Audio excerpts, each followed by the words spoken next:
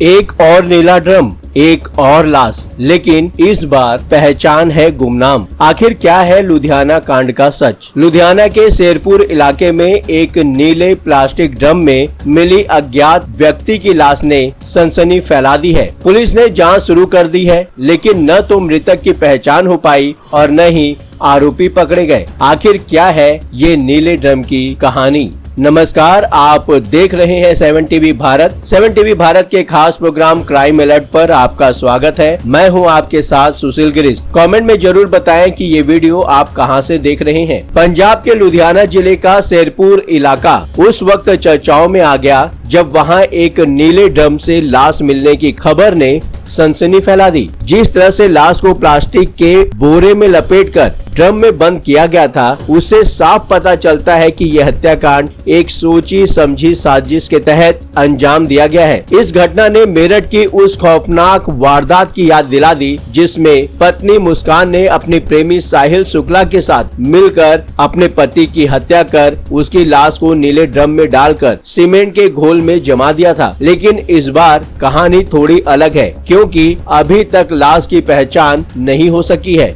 लाश का खुलासा उस वक्त हुआ जब शेरपुर इलाके में स्थानीय लोगों को एक खाली जमीन की ओर से बदबू आने लगी थी, जिससे परेशान होकर उन लोगों ने जब आसपास तलाश की तो एक नीला प्लास्टिक ड्रम वहां पर नजर आया, जिसे देखकर लोग ठिठक गए। शक होने पर उन लोगों ने फौरन पुलिस को मौके पर बुलाया। कुछ ही पल में पुलिस वहां आ पहुंची और पुलिस ने जब ड्रम खोला तो सबके होश उड़ गए, क्योंकि ड्रम के अंदर एक प्लास्टिक के बोरे में बंद लाश थी। लाश एक इंसान की। सबसे चौंकाने वाली बात यह थी कि मृतक के पैर और गला रस्सियों से बंधे हुए थे, जो किसी हिंसक वारदात की तरफ इशारा कर रहा था। मौकाए वारदात पर मौजूद थाना डिवीजन नंबर 6 की SHO कुलवंत कौर के अनुसार मृतक एक प्रवासी मजदूर प्रतीत होता है, जिसकी उम्र लगभग 35 साल के करीब बताई जा रही है। लाश की हालत बेहद खराब और शरीर पर चोटों के निशान भी मिले हैं, जिससे यह अनुमान लगाया जा रहा है कि हत्या 2-3 दिन पहले की गई हो सकती है।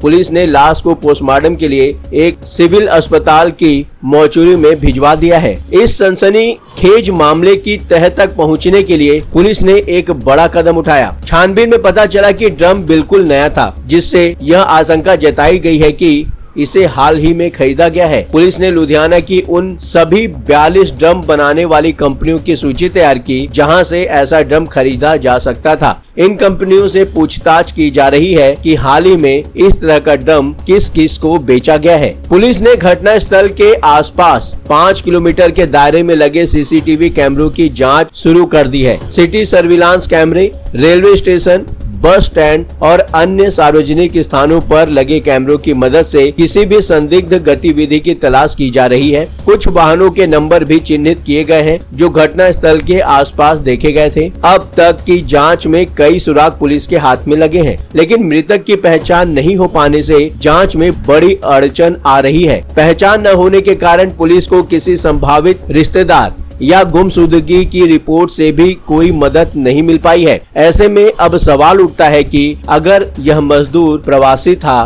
तो किसके साथ रहता था, कौन है इसका जानने वाला और क्यों इतनी बेरहमी के साथ उसका मर्डर किया गया। कुल मिलाकर यह मामला केवल हत्या का नहीं, बल्कि एक मर्डर मिस्ट्री बन गया है। मरने वाले के जिस्म पर चोटों के निशान, बंधे हुए हाथ पैर और गले से बंधी रस्सी, ये सभी इस बात की तरफ इशारा करते हैं कि यह वारदात एक प्री प्लान मर्डर है, जिसे सोची समझी साजिश के तहत अंजाम दिया गया है। पुलिस अब इस बात की जांच कर रही है कि कहीं यह मामला मानव तस्करी, आपसी दुश्मनी या अवैध संबंधों से जुड़ा तो नहीं है। नीले ड्रम और लाश की गुत्थी को सुलझाने के लिए लुधियाना पुलिस की जांच पड़ताल जारी है, लेकिन जब तक मृतक की पहचान नहीं होती तब तक यह मामला अधूरा ही रहेगा। नीले ड्रम में बंद इस अनजान लाश के पीछे की सच्चाई क्या है, यह सवाल अब पूरे शहर को बेचैन कर रहा है। आपको बता दें कि कुछ ऐसी ही कहानी मेरठ के 29 वर्षीय सौरभ कुमार की, जिसका कत्ल उसकी 26 साल की पत्नी मुस्कान रस्तोगी ने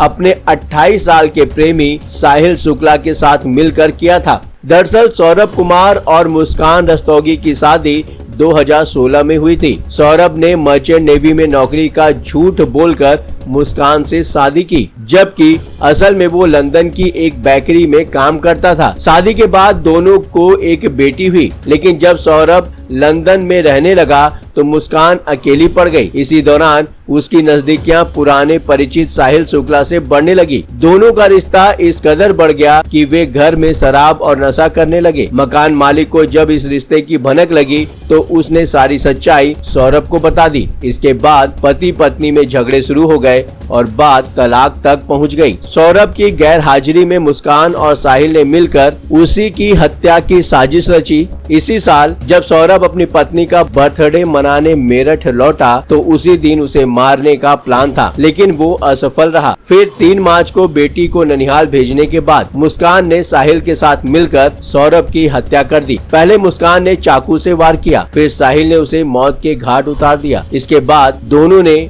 उसकी लाश को टुकड़ों में काटा, फिर बोरे में भरकर एक नीले ड्रम में डाला और उसे सीमेंट से भर दिया ताकि कोई सबूत न बचे। इस तरह वह नीला ड्रम ही सौरभ की कब्र बन गया था। यदि आप भी अपनी कोई बात 7 टीवी भारत तक पहुंचाना चाहते हैं तो वीडियो में दिए गए व्हाट्सएप नंबर 9998323655 पर आप सीधे हमसे संपर्क कर सकते हैं। 7 टीवी भारत की टीम आपकी बात सुनेगी। फिर मुलाकात होगी। लगातार खबरों के लिए बने रहिए 7 टीवी भारत के साथ।